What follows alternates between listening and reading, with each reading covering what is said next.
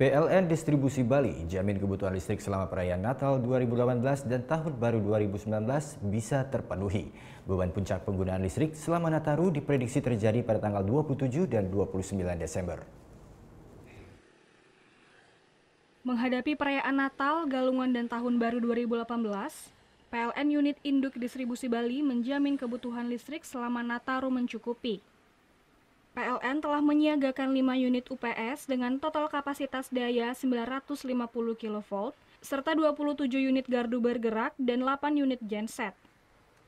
Selain itu, PLN Unit Industri Distribusi Bali menyiagakan 542 personil pelayanan teknik, 282 pegawai siaga, dan 66 petugas jaringan. PLN juga telah siaga di 51 titik perayaan Natal dan Tahun Baru yang ada di seluruh Bali.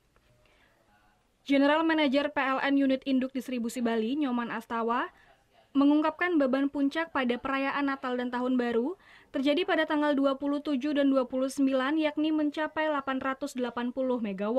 27 libur terakhir fakultatif, 28 mereka akan mulai masuk, sehingga tanggal 27 yang liburan orang Bali yang liburan keluar akan balik lagi karena tanggal 28 mulai kerja.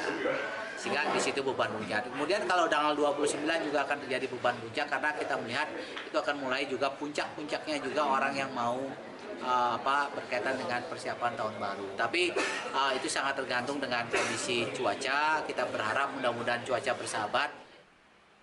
Meskipun ketersediaan pasokan listrik selama perayaan Nataru mencukupi, namun pihaknya menghimbau kepada seluruh masyarakat untuk tetap menghemat penggunaan listrik. Selain itu, masyarakat Hindu khususnya yang akan merayakan Hari Raya Galungan agar tidak memasang penjor dekat jaringan listrik, mengingat musim hujan dan angin yang dapat berpotensi penjor jatuh dan menimpa jaringan listrik PLN.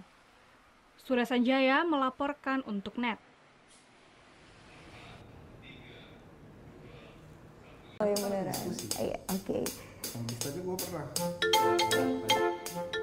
Nah, udah kan nonton beritanya? Jangan lupa di-subscribe, di-like, dan juga di-komen ya akun YouTube dari Net Bali. Terima kasih udah subscribe. Yang belum, jangan sampai lupa. Di sebelah sini nih. Subscribe.